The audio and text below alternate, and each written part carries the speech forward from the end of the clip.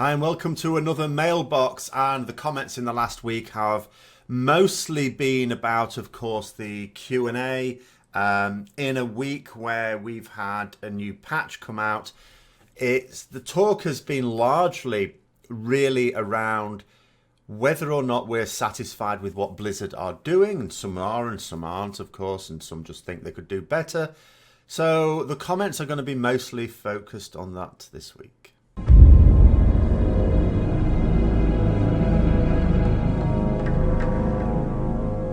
So first of all, if those are new to this, what we do at the start is where's the mailbox? So I plonk a mailbox down somewhere and you have to say where it is and in which zone it is, which specific place and in which zone it is. So last week, a number of people got this correct. Again, it wasn't too difficult, I hope. Amber Ledge in Borean Tundra, one of my favourite places actually to quest. There are a few nice little quest hubs around this area. I have very fond memories of this from Wrath of the Lich King.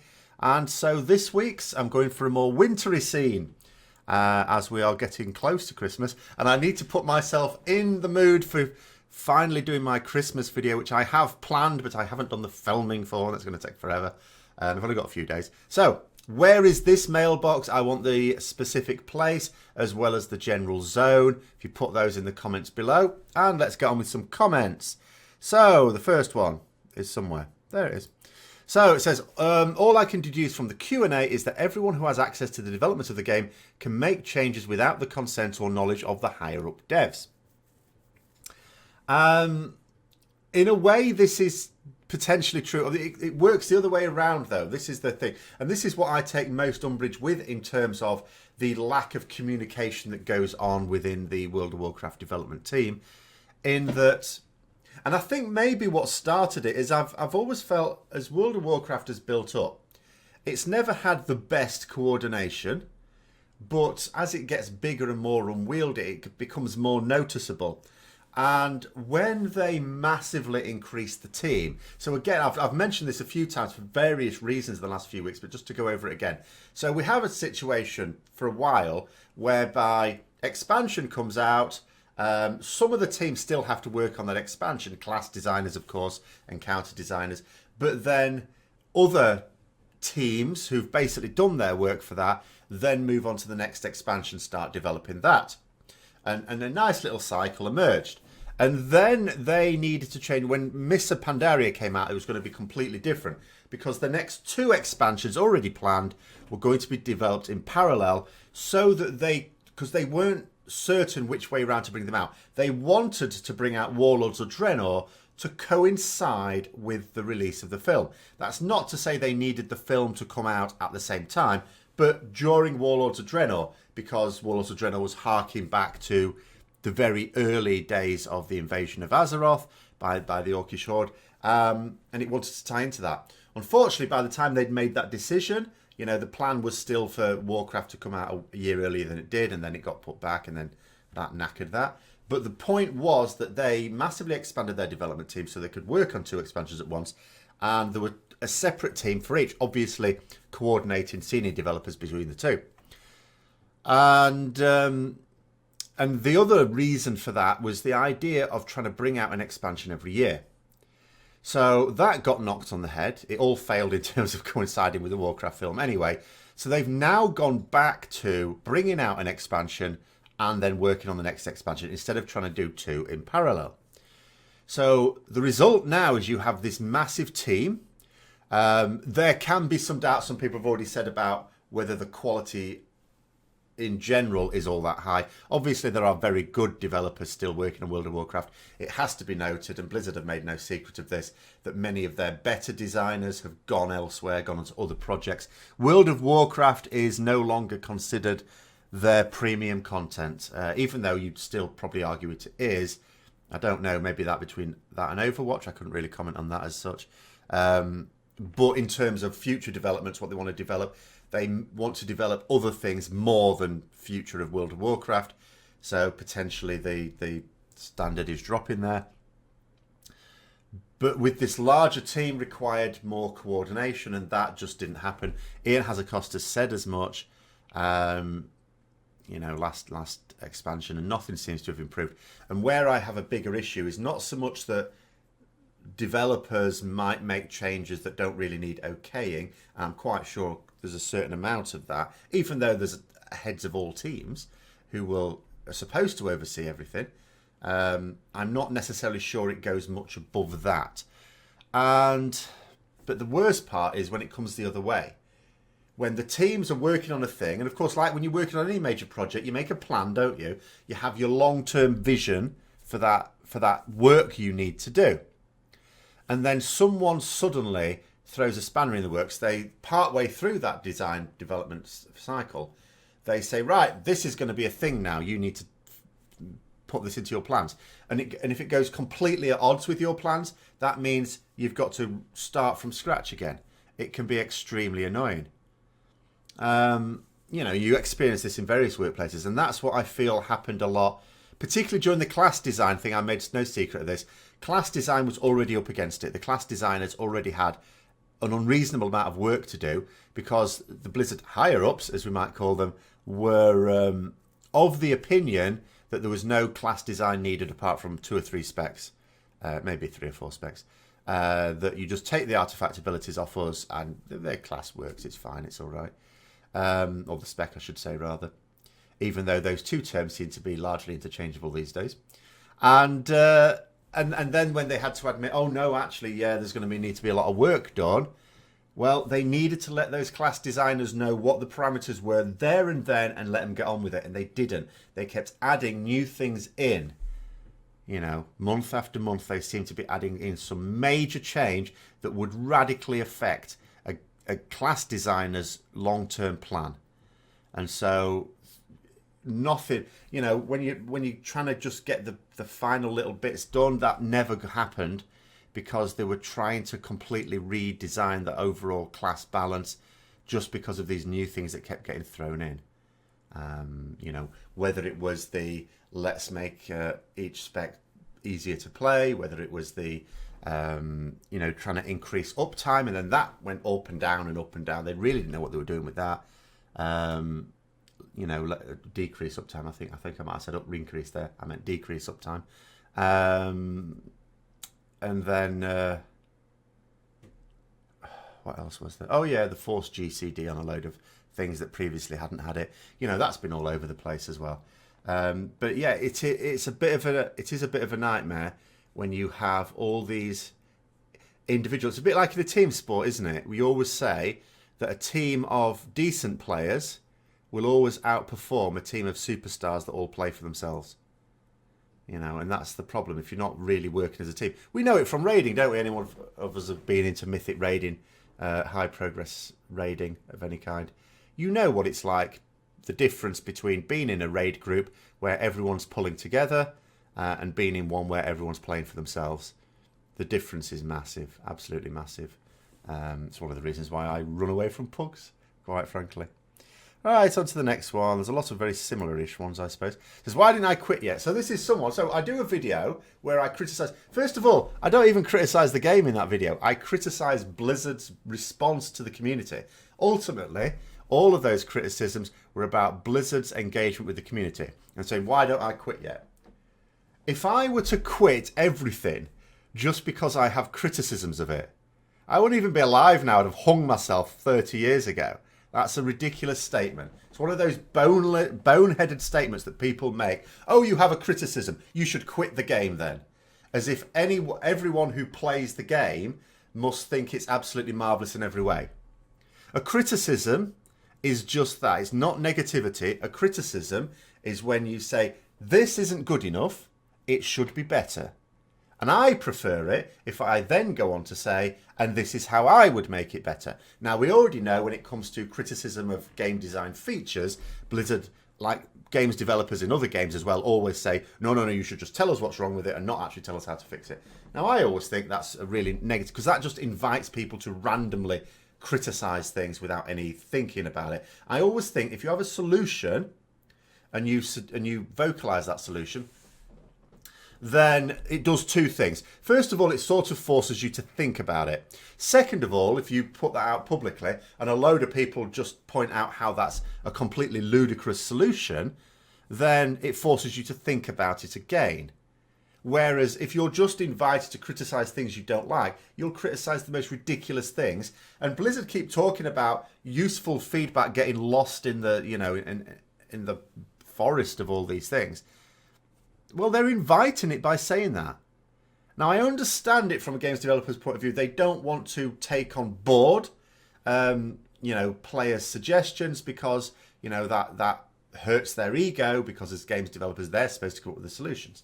Fine, whatever, doesn't matter. You can ignore them. I don't even mind ignoring that. Just don't ignore the bloody feedback. But it's better to encourage people to suggest what would you do differently. Because I'll give you an example from my work. This didn't necessarily do me any good in the long run. I learned an important life lesson here. But as a teacher, every now and then people come in and they observe you and they sort of criticise things, to help you get better. And there was one particular one I had when I was much younger and someone was criticising a particular thing. And I didn't accept their criticism.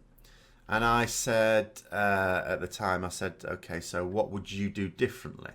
I mean, I didn't even accept the issue. But anyway, so then she said what she would do differently. And I pointed out how her suggestion would actually be very bad. And she accepted it. She actually thought she wasn't actually very good, if we're going to be honest. She wasn't actually an experienced teacher that was observing. It was all madness. But anyway, it doesn't matter. She accepted it. She accepted my logic. She said, oh, yeah. So I said, okay, so what would we do differently? If I was doing it again, let's discuss how would I do it differently. She couldn't think of anything. And there I was. I mean, I felt here's where the life lesson comes in. I felt vindicated. I said, so my idea was best then, was it? And she still said no. But that's another issue. The point is, if you get someone to say what you would do differently, they have to think about that criticism. And if what they say is brainless and it's pointed out to them, they have to go, oh yeah, and they have to think about it again. Sometimes even potentially rethinking their criticism at all. But yeah, in terms of quitting just because something's not... The bottom line is the point at which you quit doing anything you don't have to do. So there's something you have to do, even if you're really miserable at work, you still have to do it. Sorry, unless you find a better place to do it. And when I say a better place to do it, I don't mean a better place to be miserable. I mean a better place to work. But in terms of a game, it's entirely up to you. It's a hobby, right? If I'm playing it right now, it's because I have more enjoyment than misery in it. That's a fact. That's just straightforward. Anyone saying you should quit a game, it's always really, really stupid. Because if they didn't enjoy it, they would quit it. It's a game. It's a game. They're paying for it. No one pays to be punished, apart from the old masochist. So yeah. So the reason I haven't quit yet is because I still think the game is better than not playing the game. I don't play it. I mean, I was never going to play it as much as I did in Legion, because anyone who's followed me for a while will know I just don't have enough time. That's why I had to quit Mythic Raiding. But I also have to say, with BFA, I'm not playing it as much as I could be playing it. There are times when I'm doing something else. I could be playing World of Warcraft. And it's not that I have nothing to do. I could be, I still don't have my reps up. I still have my neck way behind. But I'm not encouraged to do that because I'm going in. What am I going to do? I'm going to do World Quests. I'm bored of World Quests. So, but I still like playing the game. Enough to pay the money. That's the situation there. Anyway, next one. So it says, in terms of blue posts, I was actually explaining that if you look at the blue posts since BlizzCon, really, you don't see developer ones discussing things with the community. You don't even see community manager ones very often. There's like one or two. That most of the rest are either just announcing something, it's just a standard announcement, or they're just defending Blizzard's position. Someone comes on and says a thing, and the community manager says, no, that's not right. Like there was one yesterday, I think, for example, where someone went on and say, Blizzard say they're listening to our feedback, and they're not at all. And the blue post just said, yeah, we are. And that was it. There was no discussion. There was no... even if they disagree with it, you would say, so what leads you to that opinion? Why do you think that? And then blah, blah, blah. There was none of that. It was just a straightforward, yeah, we are listening to it. As PR people have to do, of course, defend their own company's position. So someone's saying here, also there are tons blue posts over on the US forums, although took a look at the EU forums, and yeah, they're pretty barren over there. I'm not even talking about obviously I'm from the EU, but I don't look at the EU forums. I couldn't even tell you. Maybe the EU forums are flourishing with blue posts. I know they're not. There was a little bit ago where Law sort of said they were going to increase their engagement on the EU forums as well. And then he posted something on the EU forums, and then nothing ever happened since. So that's dead again. No, I'm talking about the US forums. If you go down a blue tracker, gateway you want, WoW, Head, MMO Champion, Blizzard site itself, if you actually look at every blue post for the last month, you will see nothing, and I mean 0 posts, discussing anything, right? There are no devs discussing anything. And even the community manager posts, if you look at them, they're either just announcing something, which is not a discussion or engagement, that's just announcing a thing, or they're explaining why they're shutting down a thread, something like that, which of course is part of their job, or they're just replying once to something where someone is saying something counter to, Blizzard, and they're just saying, no, I disagree. Again, that's not discussing anything. There's no sense of people saying something on a forum. This is what I expect. People saying something from the community managers. Points out, I expect different things from devs and community managers. Start again. So what I expect is people post things on the forums. A particular thread goes away. It's a lot of agreement with it. Community manager takes the general theme of what's been said, goes to the developers and says, seems to be a bit of an issue. What are your thoughts on it? Comes back to the forum, says, right, guys, I've had a discussion with blah, blah, blah, blah, blah. And, their thoughts are blah, blah, blah, blah, blah. That is what I expect at the very least. And that's the bare minimum. Because even that, I don't call one response to anything a discussion. That at the very least is what I expect. Because I don't care what a community manager thinks, whether it's genuine or not. We know they cannot possibly criticize any aspect of the game. They work for the game company. Of course they can't. I wouldn't expect them to. I don't think any less of them for defending their company. That's their job. But even if it weren't, their opinion is that of a player. They're not games designers. They're not working on the game. They're players who are paid to manage the forums and presumably other things as well, because their presence is not very often known on the forums. It's very rarely there. Don't even see a post a day from them. So I'm guessing other aspects of the management of the forums is largely their role, as well as other social media. So, but yeah, I see none of that. And it's not that we've never seen any of that, but we do not see any of that in BFA. That is what's wrong. And as I've already said from the developers, what I expect, I don't think it's too onerous for a developer to spend 1 hour per month on feeding back, in which case the forums would be awash with developer discussions. Each developer should be given on a particular, a rota, have a particular rota. Each team, the arts team, the class design team, blah, blah, blah team, PvP team, whatever the hell, just have one representative of it each week for a particular time that says, I'm going to be on the forums at this time, make it so that it's as near as possible US and EU friendly. So maybe in terms of their time, California time, between 4 and 5 p.m. And then that'd be later at night in actually, would that be too late?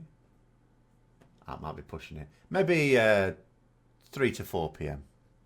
So it'd be really late at night in Europe, or 2, 3, but whatever. Just find a time and just say in advance, in this hour, this particular team is going to be on the forums talking. They'll start a thread off and people can add to it, asking their questions, a bit like an AMA, and they can sort of respond to that. Just an hour. And if each person in the team just takes it in turns, you're only going to have to do it every 1 or 2 months, each individual developer. 1 or 2 months. What's wrong with that? What's wrong with it is because they're obviously such control freaks. Because I noticed, for example, when the live Q&A started, Ian Hazacostas did most of them, but they got other designers to do ones as well. But since it's really just been Ian Hazacostas that does them now, and I don't know, I really don't know what the reason for that is. I can only think of 2 possibilities. One is that the other developers don't really like doing it. So Ian Hazacostas, to his credit, is actually stumping up and going, well, I'll do them then, if other people don't want to. Or He's such a control freak, he doesn't like the idea of other developers doing them. In case they say something he doesn't want them to say. Because it has to be said, although I was really very positive about these features for quite a while, they have become increasingly bland. They very rarely say anything that we don't already know. That's the issue with them. It's a bit like, in World of Warcraft, I always said, it seemed to me that there was this fortress mentality developing between developers and community managers, basically Blizzard employees and customers, and it created that wall that was not very helpful at all. In Legion, it seemed to get broken down a little bit because we were criticising less, because Legion was a better expansion. It seems to be coming back up again in BFA. And I don't think they're dealing with it very maturely, I have to say. Next one. So it says here, to say that it's no one's job to know what's going on in a patch is just ridiculous. If you knew how a company like that works from the inside, you would know about project leaders managing releases, blah, blah, blah, blah. I'm afraid it's you that doesn't know how it works from the inside. We know that they don't have those things. And we know that they don't have those things for two things. One, it's readily apparent. And two, they don't claim to have those things. Ian Hazacostas himself said, Tuma Sargeras, for those who weren't aware at the time, there was a big issue with quite a lot of the fights having super similar mechanics. And the reason was, as if it wasn't obvious enough, Ian Hazacostas said, basically, there was no one coordinating between the different the developers working on each individual fight. He said they all sort of discuss various fights at the start together, and then they go off and work on different ones.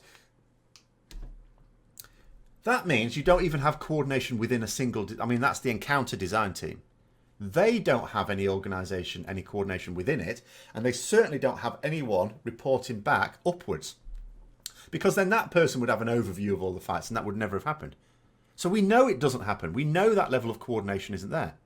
They've said as much, and it's obvious. There is no possibility they have these things. And because it's also readily apparent that none of these teams are still really talking to each other, it's obvious they haven't done anything to improve it. So when it says here, this entire rant tells me that you're angry about something about the game and you don't know the exact source of the issue, which is why you direct anger at the people actually communicating to us. No, I am very good at analysing information. I'm trained to do so. When I am upset about something, I know what it is I'm upset about. And I know precisely what it is. The reason, what this person can't comprehend is, in that video, I wasn't directly criticising the game, I was criticising the response, that engagement between developer and customer. And I know exactly what the issues is, and I explained exactly what the issues is. This person basically can't understand. They're thinking, a company has all these levels of coordination between their teams. Blizzard is a company. Therefore, it must have all these, coordinations between different teams. But it doesn't. It doesn't. That's just a fact. They don't even deny that fact. That's all there is to it. Next one. So it says, I don't understand. You really like the Q&A. The fact that they are completely fixing the Azerite system 8.2 alone was the greatest news ever. You're American, aren't you? Don't do this. I could care less about... You mean you can't care less? Don't... Mustn't get into that. You can't... Why do Americans do this? I could care less means you could be the happiest person alive about it. If you say, I could care less about a few communication hiccups, means that you might be very happy about them because you could care less. You couldn't care less means what you're trying to say. Anyway, I'm going to correct it. I couldn't care. I'll assume it's a typo, actually. I know it's not. I couldn't care less about a few communication hiccups as long as they get stuff done, and they are. I knew that this might be something that people would, admonish me for. So I tried to explain it in the video, but I'll do it again. If there's an issue, a problem arises, and it's a complex problem that's going to take some time, and they say, right, this is what we're doing about it. It's going to be sorted for several months away, because that's what we're talking about. 8.2? How long away is that? 5 months away? That's a long time. That's 5 more months. 5 more months, because the game's already been out. 5 more months of paying subs for something that's not good enough right now. Now, if it was a problem that has arisen and it's going to take that long to pick it out, but they are communicating how they're going to do it, I would have no issues. And indeed, I would be lauding them for it because that would be good. But that's not what the situation is. This is not a problem arising. This is a problem they were told about a long time ago. Long enough ago to have already sorted it out so that when it went live, it should have already been in that state. That's what the criticism is for. You know, it's a bit like if you have, you know, I don't know, some stupid example, because I can hardly think of an example in real life where this would ever happen. So you have a situation where, you know, you've broken your leg and you can't get any, you've broken both legs or something, a bad fall, and you call the ambulance and it doesn't come round. And a week later, it comes round and you're supposed to be delighted they've come round. No, because you were told about it a week ago, you should have come round a bit quicker. It's a mad example, but I can't really think of a good, realistic example where this would ever happen. They were told about the problem. They don't get to now say that this problem has arisen during BFA. It hasn't. You know, if it were the case that when they were talking about how Azerite systems were going to work, that everyone else was, you know, no one else noticed what the problems would be, then that would be fine. But they did, en masse. And more importantly, again, there are some players, very serious players, top theory crafters, who should be listened to the most, who will identify exactly what's going to be the issues with these things. And they said so as well. And it was coordinated. This is what my issue is. Sometimes you get a particular feature coming in alpha or beta, and some people think it'll be good and some people think it'll be bad. Or maybe everyone will think it'll be bad for completely different reasons, and they want completely different directions in terms of fixing it. In a situation like that, of course, Blizzard have to make a call. But when it's basically almost unanimous, there's a harmonious particular criticism, and they don't acknowledge it, and then 9 months later they go, oh, there's a bit of a problem here. Oh, and it's exactly what we were talking about. And it gets maddening for me because you keep seeing the same thing. It's not like this is the first expansion this has happened and they'll learn from it and get better next expansion. They won't, because they did the same in Legion. They did the same in WoD. I can't remember if they did the same in Mob. It's too long ago. And also, I was only really just coming back into the game late Cataclysm anyway. So I can't really, even though I played in the beta of Mob, I can't remember that much. But it certainly happened in WoD and it certainly happened in Legion. Now it's happening in BFA. It is now a cycle. It is now a cycle of ignoring feedback during the alpha beta, which is what it's supposed to be for, except that's not what they use it for, and then acknowledging everything that was discussed as a criticism when it's already out. So the issue is that although they might be fixing it for 5 months' time, what they're basically saying is that the game will have been out for, what, 2/3 of a year before they fixed this thing that should have been fixed, and there's no reason for it not to have been fixed before the game ever came out. So that's what my criticism there is, right? You don't get to ignore an issue for long time, finally get around to sorting it out, acknowledging it, and get to say, and get not to take criticism, you know. Anyway. Angrier post than mine. It says, how many times do people have to defend this, blah, blah, blah, before they realise Blizzard no longer gives a crap? I'm going to paraphrase here. More and more people are quitting. Says, when you get time to look at the comments of the Battle.net site and see how barren the comments are, which is again what I was talking about before, they don't engage. Blizzard do not engage with their own forums even. Says, most people no longer care about WoW, but Blizzard are not doing anything substantial enough to regain those who left, which has been many and continue to do so.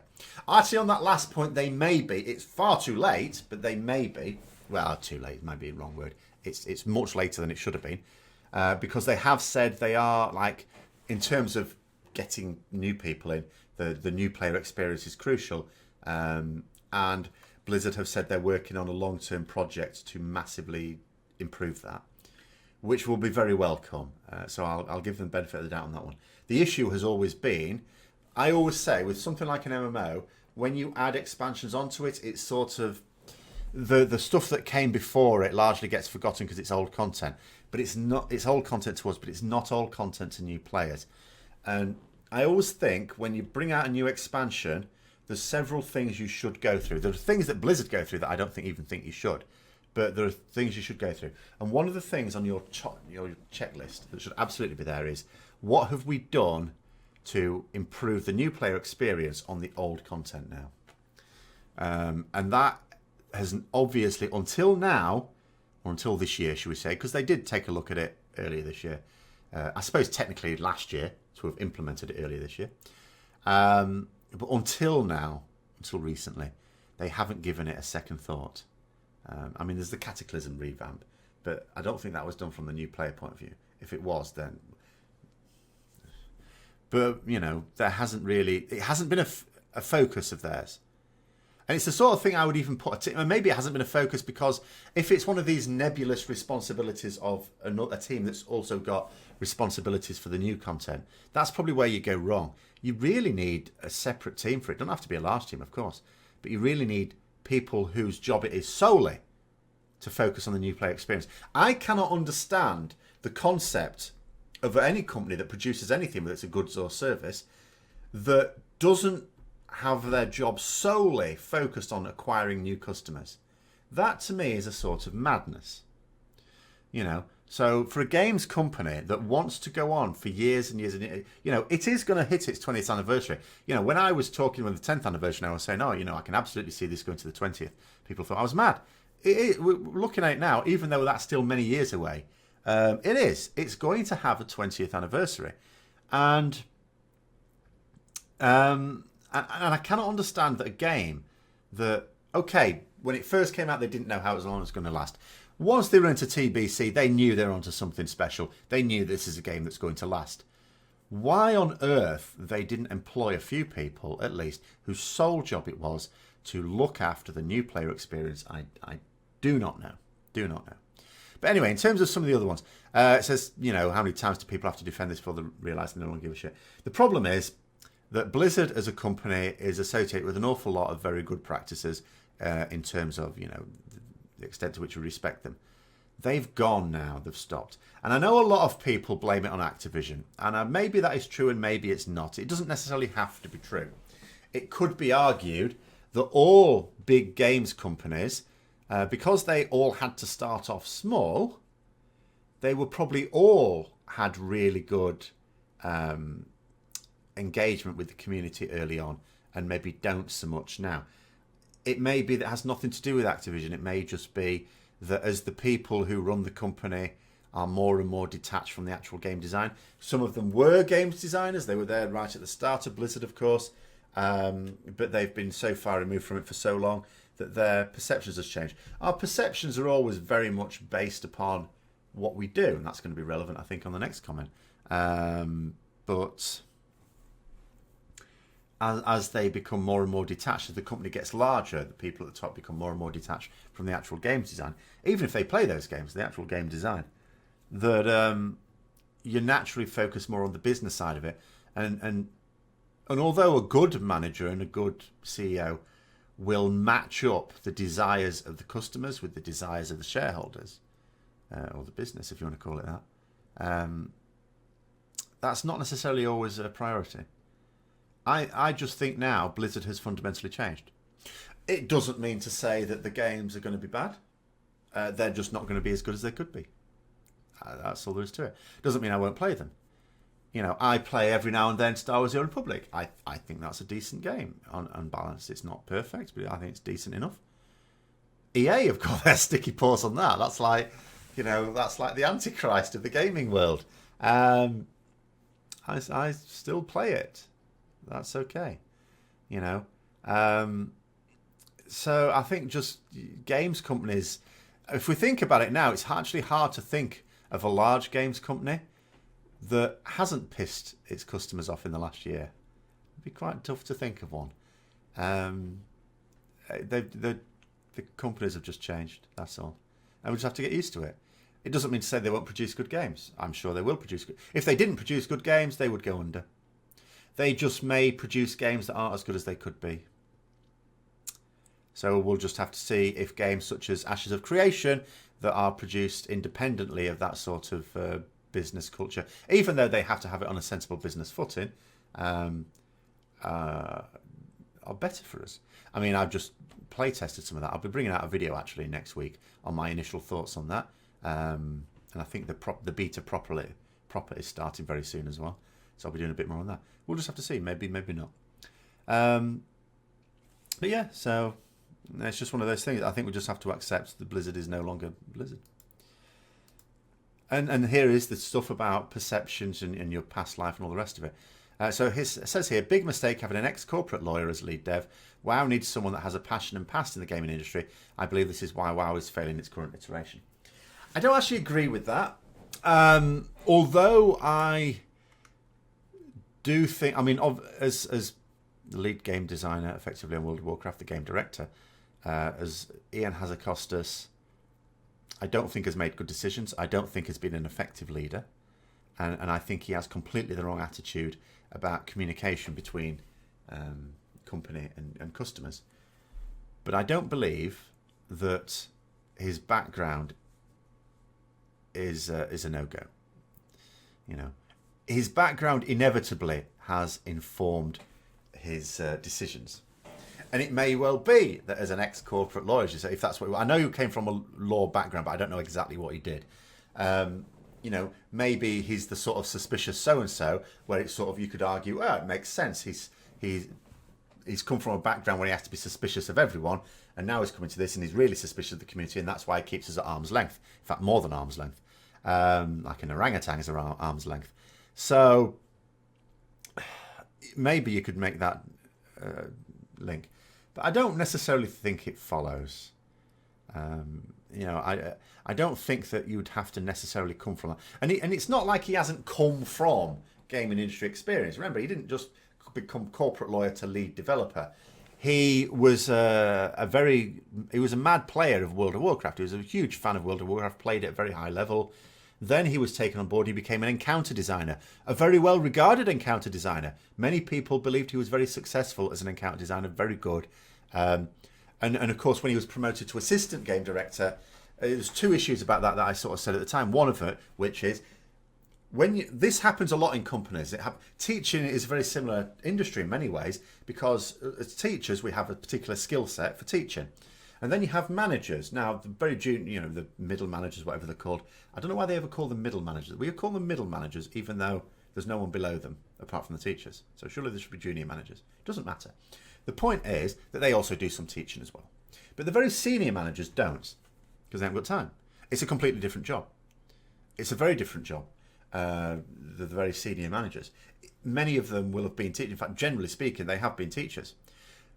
Sometimes the argument goes, should they or should they not? Because there's arguments both ways. On the one hand, the skills required to be a very senior leader in a teaching organisation are not the same skills you need to be a teacher. But how do you get promoted in those positions? You might have amazing skills to be that senior leader, but maybe you don't have very good teaching skills. You'll never be promoted. You're always promoted by being good at what you do. But if what you're promoted to is a very different job with a very different skill set, how do you know they're going to be any good? They might not be. And the other thing is, you deprive that lower level of a skilled practitioner. And it's the same thing here, I believe. So what we had a skilled encounter designer who was removed from that, which means the person who followed him, maybe they were just as skilled, better, maybe they were worse, in which case you weaken the team. And you've put him into a position based on the fact he was a really good encounter designer. Doesn't mean to say he was a good game director. But that's how it works, isn't it? You're good at your thing, you move to the next tier up. But if that next tier up doesn't involve doing that same job, you might as well have rolled a dice to decide who you promote. It's not quite that bad, of course. You can try and judge the skills that would be necessary in aspects of their work as well. But yeah, it's not a good fit. But yeah, I don't disagree that him coming from a law background should have been a bar on him ever getting to that position. I do agree that his experiences will inevitably have informed his perceptions and therefore, you know, the decisions he makes. But no, I don't think you have to have just been exclusively a games designer, because he was a games designer. Next one. So, nature of balance. It says, world PvP is never going to be balanced. The bonus is not perfect, but it definitely helps. I had war mode on for a while until I started maining it out. You and some friends intend on turning war mode on today. Okay. This thing about balance, because this came up with a Q&A as well, them talking about, okay, it's not balanced. There's balance and there's balance. When you're talking about never going to have balance in terms of you're never going to get it exactly right, no, you're not. There's always going to be a little bit. What you need, what I would define as balance is it all close enough that a good player can distinguish themselves from a less good player? If so, then any minor little variations are okay, because that's the level for me. Can I distinguish myself from a less good player? If the answer is no, then it's not balanced. That's my working definition, effectively. So it doesn't have to be, because that's what people will always argue when you're talking about the need to balance. They'll say, well, you can never get it completely balanced. No, but you can get it close enough. A bit like in science when we look at results, they don't have to be perfect. They just need to be within about 5%. That's usually okay. If it's physics, about an order of magnitude is fine. So that's okay. It's the same thing here. We just need it to be close enough for all practical purposes. We're not talking about theoretical balance. We're talking about practical balance, which is, can I distinguish myself as a better player from this person? Can this person distinguish themselves from me as a better player than me? That's all we need of it. And so when it comes to world PvP, what we need is, can we have a situation, balance is obvious, can we have roughly the same number of players in each area? And the answer is no, because as Blizzard said, there are way more players, Horde players with PvP war mode enabled than there are Alliance players. And part of that is because there are way more Horde players at a particular level, and part of the reason is that problem then exacerbates itself because the Alliance players that there are, because the balance could be closer than it is, they get mullered and they just want to go out and do the world quest, so they turn war mode off, and that increases the gap between Horde and Alliance. That's been the problem. Even if you had all the end game, like level cap, Horde and Alliance players put in war mode on, which you won't, but if you did, the balance would still not be good. And you notice, as I say, I've said this before, you notice this same phenomenon very keenly when I played Warhammer Online, which was a pure PvP game. It had some PvE, but it was crap. It was a PvP game. And it had realms, of course, just like this does. And what would happen, because it was very world PvP based as well, there was instant stuff, but the focus was on world PvP, and it was very good for that. If you had an imbalance in numbers, then one side would always win. So, and that's deflating, especially for people who want to play a PvP game, they want to compete in that arena. So what you do is those people go to a realm where their faction of choice has the better balance, or they create a character on the other faction, and so you reduce the number of players in the weaker faction and increase the number of players effectively in the dominant faction, and you just increase that gap. And that's where the problem comes when it comes to balancing world PvP as well. You need numbers to be the same. This is why, like Elder Scrolls Online sort of cracks it a little bit. It's not completely perfect by having three factions. I think any game that comes out now as a PvP orientated game would have 3 factions, because that helps so much. Okay, so this is a theme that seems to be running on and on and on.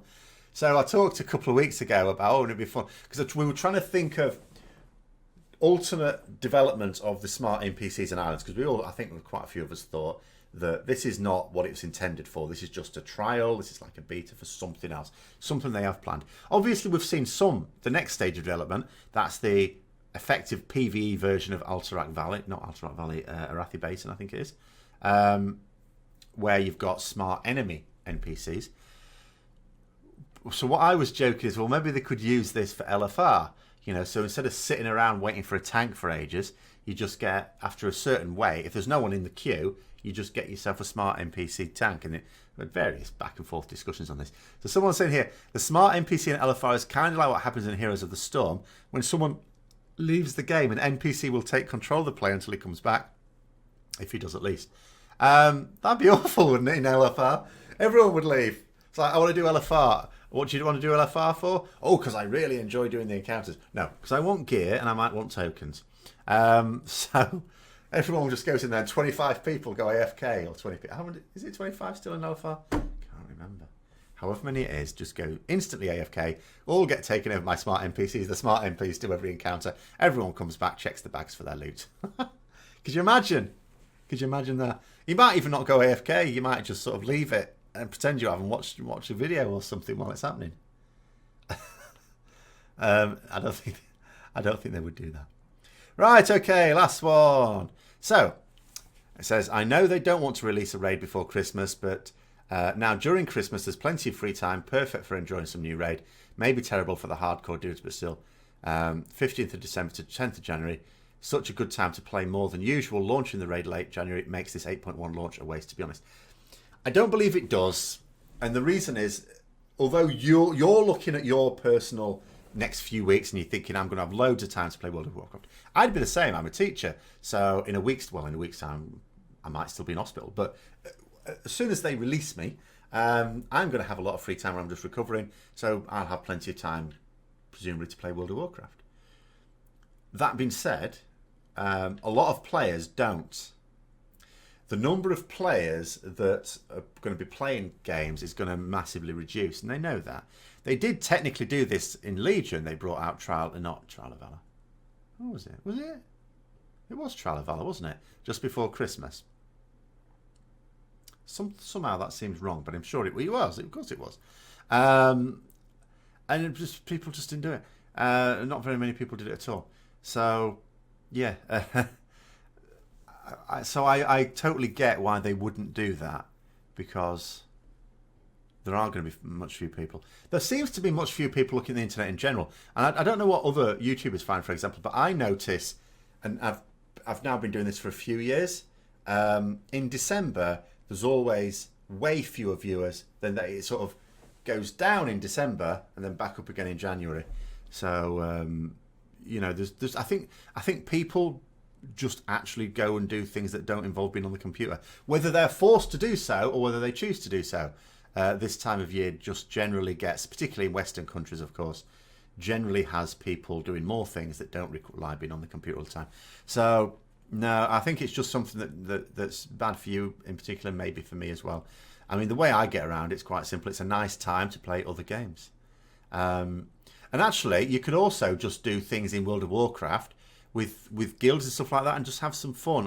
The best time I ever had in World of Warcraft, absolutely mad. You'd think it'd be when I killed a particularly tough boss or something like that. No, the best time I ever had in World of Warcraft was when, in the first year I was playing it, in 2005, and for New Year's Eve, there were a few of us in the guild that weren't going to go out for New Year's Eve.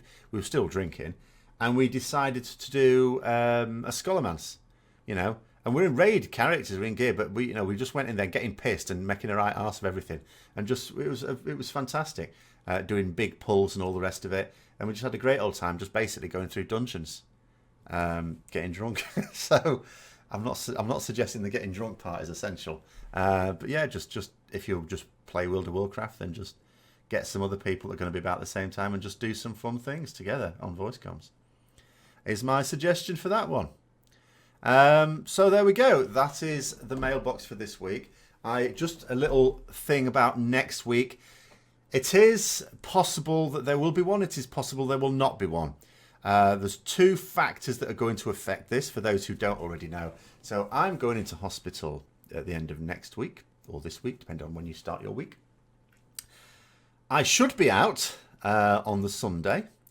But of course, two things. One, I'm not sure whether or not I'd be able to get through a whole one of these in one go. And secondly, there may not be that much content, because although I'll be doing the Azeroth review this Tuesday, and there's another video I want to do as well, and there may be a couple of others I do as well, there may equally not be, and the ones I do may not be that conversation worthy. There may not be that many comments. So I don't know if there'll be one next week, but there will be one the week after at least. So if I don't do one next week, then I'll wish you a Merry Christmas right now. And until next time, I'll see you later.